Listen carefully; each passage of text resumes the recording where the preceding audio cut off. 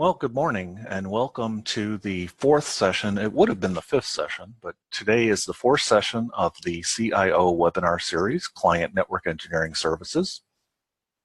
My name is Kevin Modero, the North Carolina Community Colleges advocate at MCNC.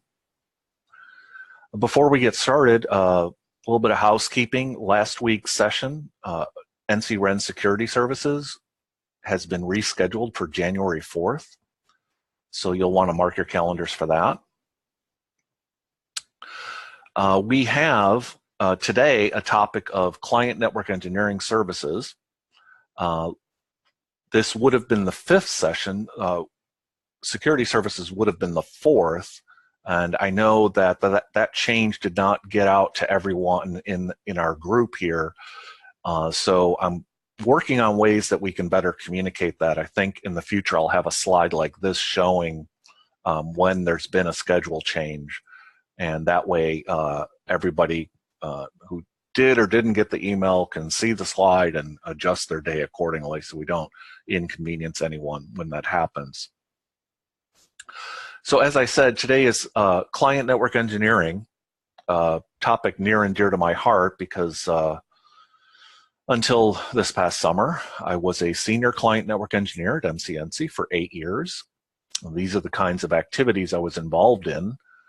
Many of you have had a network assessment through us. Others have had wireless assessments. Others of you may not have even known you've had those things done, and have used us for some of these other services, just identifying specific problems on your network, using some of our security analysis, migrating to cloud services. But all of these things for the 58 community colleges fall under client network engineering.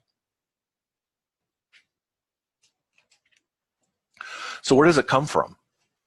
It comes from a partnership between the System Office and MCNC. And that partnership spawns many things, but the two that we're focused on here, and we're focused on the most as part of the CIO webinar series, is the NCREN internet connection that connects all 58 colleges, along with another product of that partnership, client network engineering. So that's where CNE comes from. It is funded by the System Office for the 58 colleges. Those of us involved in the CNE team, or as I was involved in the CNE team, we're just the tool, I guess you would say, that the System Office is using to provide these services to all of you. So what exactly is client network engineering? When I was a senior CNE, I got asked that a lot. And so for this presentation, I wanted to come up with a diagram that kind of made a distinction. So what just popped up in green is your NCREN connection. And at each of your main campuses, I should say, there's an NCREN router or layer 3 device provided by MCNC on-prem, as I said, at your MDF. So when you call regarding that connection, or you have questions about it, or it can be anything. You want a diverse path, you want an upgraded bandwidth. Typically, you're dealing with what we call the Network Operations Center. If not the Network Operations Center, then you're dealing with the Systems Engineering team, where the NCREN network architects work. However, their purview ends, I guess you would say, with that on-prem router. So they're responsible for your connection up to that point, and then you're responsible for anything closer to you. And that's where client network engineering comes in. So client network engineering, takes the opposite approach. It says, look, we're not focused on everything outside the DMARC, we're focused on everything inside the DMARC. And as we used to say, from the firewall in. So that can include, most obviously, core layer 2-3 routing and switching, but also content filtering, firewall configuration, even all the way down to the access layer with your wireless LAN or your access layer switches. So it's everything. About the only thing we leave out are client devices, because for one thing, increasingly these days, those are administered by the users themselves. As we bring our own devices onto campus and use the network that way. But in any event, we typically don't get involved in client devices, but everything between that and the DMARC is where client network engineering focuses. And that's really a unique thing, because it doesn't matter what kind of vendors you use. It doesn't matter what kind of products you have purchased. It doesn't matter what kind of mix of products you purchase. All of that falls under the CNE team, and you can get assistance with all of that from the CNE team, not vendor specific. And that's, as I started to say a second ago, that's really a unique scope for any group to have. And this is provided by the system office, so you know, as we say, you will never see an invoice for it. So the director of this group, the Senior Director of Network Consulting and Client Network Engineering, is Dave Furness. And I have often said, and I'll say again, Dave is more than a manager. He's more than a director of this division. He's really the visionary for how a lot of this stuff came to be. Client network engineering and the services it provides and the standards that it uses are not a static thing. It's a constantly evolving thing, because what our colleges are doing and what the IT industry is doing is constantly changing. And so do client network engineers at MCNC. We constantly have to update our best practices standards, our performance standards. It has never been, I don't think ever will be, a static thing. And so it really requires more than just management. It also required, at its origin, it required someone with some vision. And that's Dave Furness for sure. Gons is the lead of the client network engineers. Many of you know him already. And I can tell you that many a time, a complex problem can be solved very quickly just by emailing gons@mcnc.org, or the address you see at the top of all these slides, cne@mcnc.org. That is actually a distribution list that goes to everyone on the CNE team.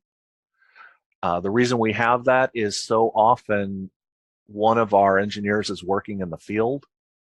In fact, that's actually more often than not. They're on site somewhere.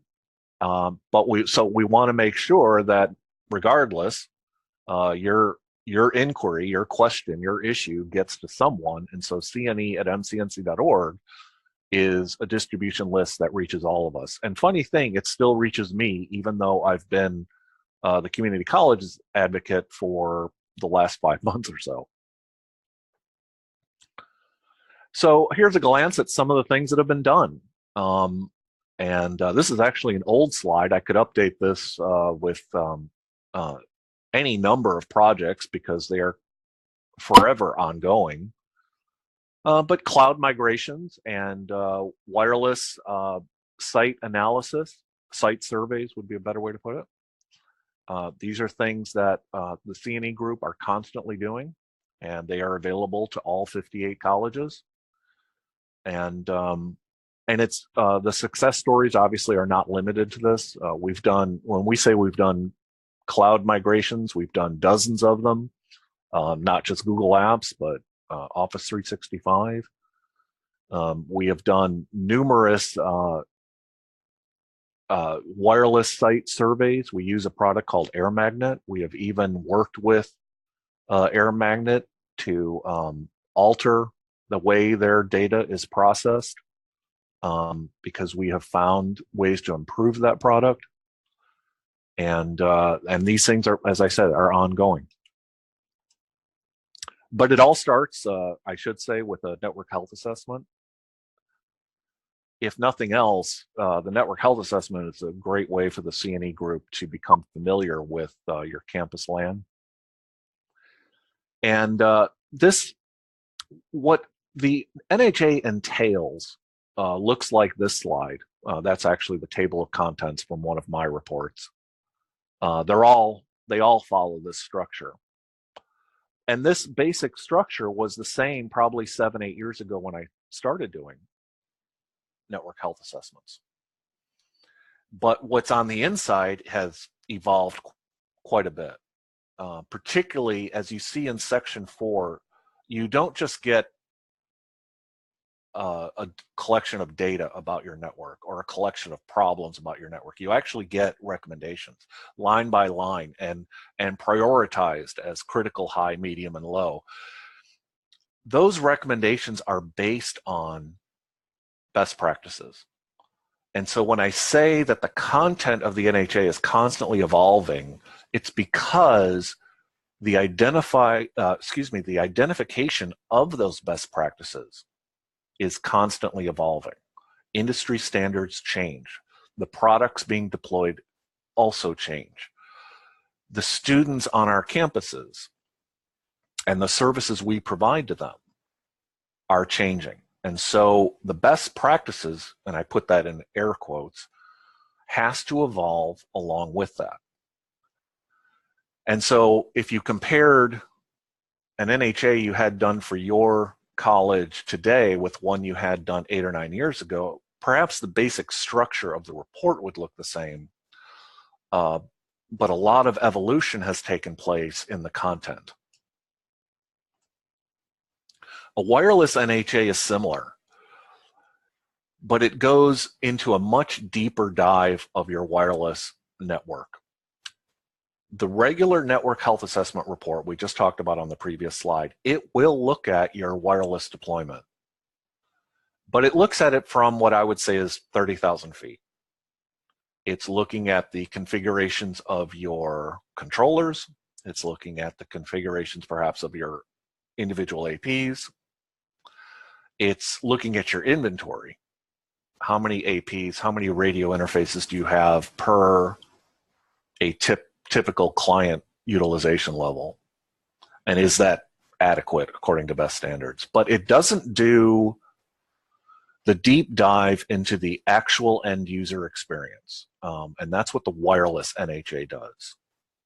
With the wireless NHA, we actually measure what's in the air, and we produce heat maps that show us coverage, gaps in coverage, co-channel interference, perhaps the leading cause of poor wireless user experience.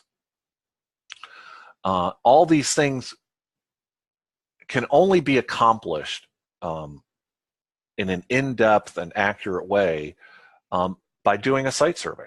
And that is primarily what the wireless NHA and the work that goes into it is derived from, is the site survey.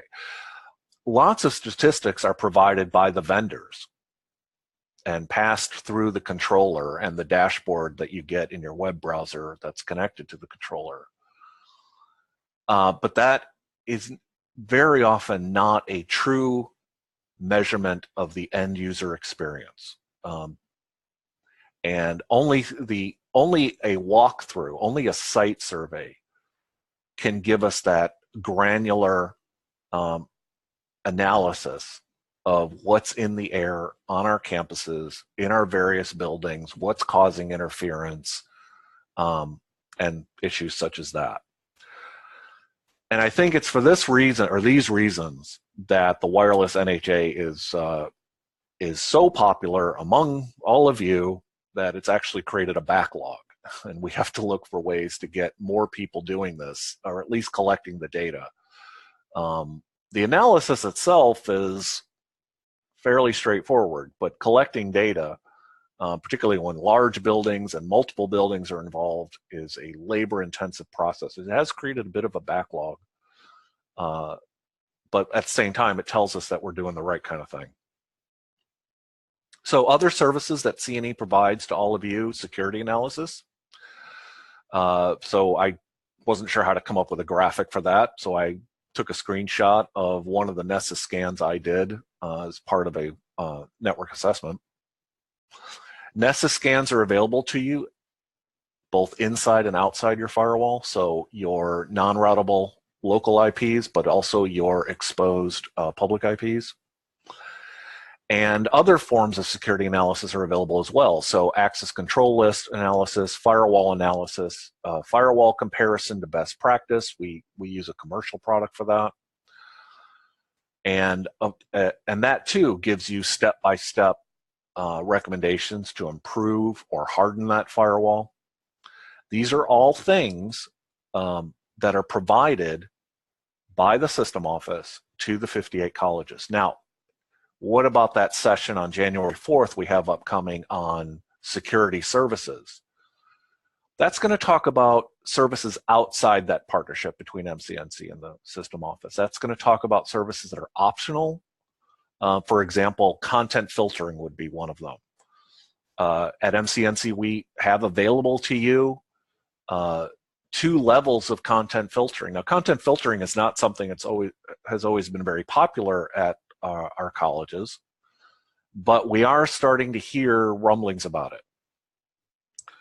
And so we, as I said a second ago, we provide 2 levels of content filtering, and CNE is available to help you implement those. One is a very lightweight DNS filtering, which you're going to hear about in that January 4th session.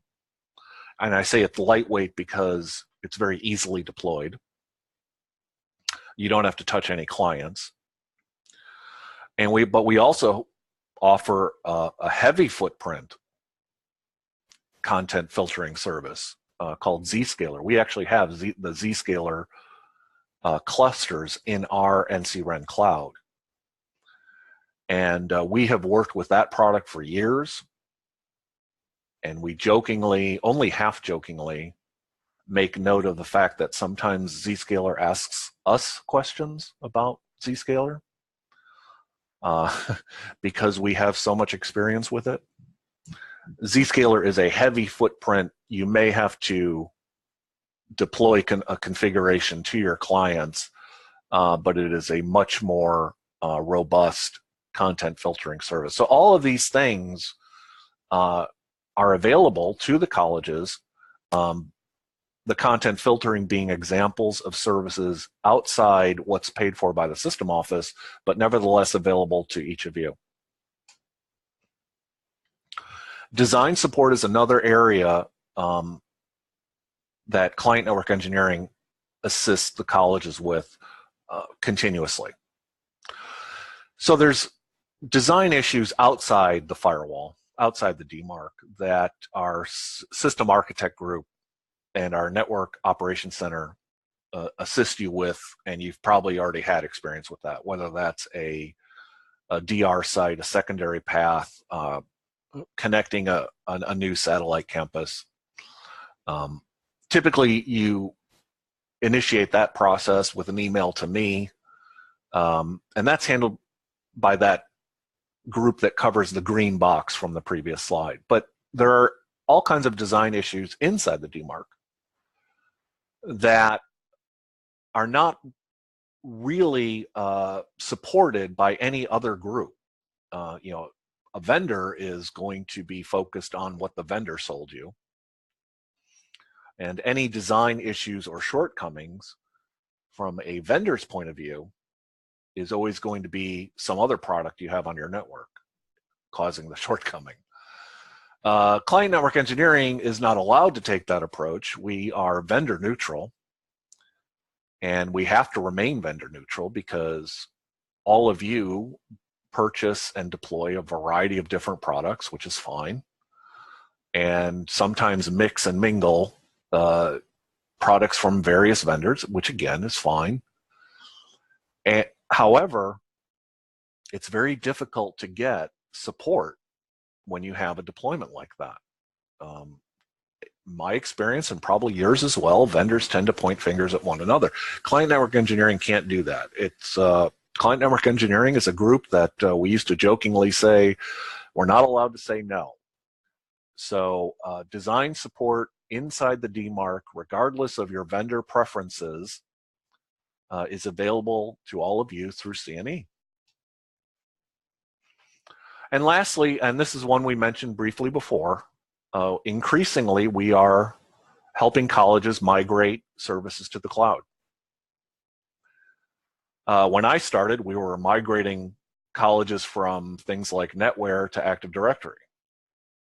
And truth be told, we're still doing that. But oftentimes now, that domain controller in AD may be an Azure server or some other cloud hosted or some other vendor hosting that domain controller in the cloud. It can also be a migration to Office 365. Very often it's a migration to Google, and that can be Gmail or Google Apps. It can be AAA. We can use Google as our authenticating and accounting service. We can very often link Google authentication to our local .1x wireless LAN access. So the very same authentication that takes place through .1x to get your students onto the appropriate wireless network with the appropriate permissions can actually be their Google identification. So again, these are things client network engineering is providing on an ongoing basis, and that's the .1x and Google and cloud-based authentications. They're all examples of things that 8-9 years ago we were not doing that, but because all of you are evolving and our students are evolving and what we're providing in terms of services are evolving, so too does client network engineering. That partnership between MCNC and the system office is ongoing, and so this group has to evolve as all of you do. So that's an overview of client network engineering services. My name is Kevin Modero. This webinar, this particular session will be on the YouTube playlist alongside all of the previous sessions, alongside all of the future sessions we're going to do. The playlist has a static URL, which we're sending out periodically, but once you have it, then you have all the videos. The slides are linked to the video. You'll find a link to them in the comments section, although one could argue that if you have the video, you don't really need the slides, but nevertheless, they're there. And in that playlist, all the slides, all the videos can be found, and will be there for future sessions, including next year. So thanks for attending today, and we will see you at our next session.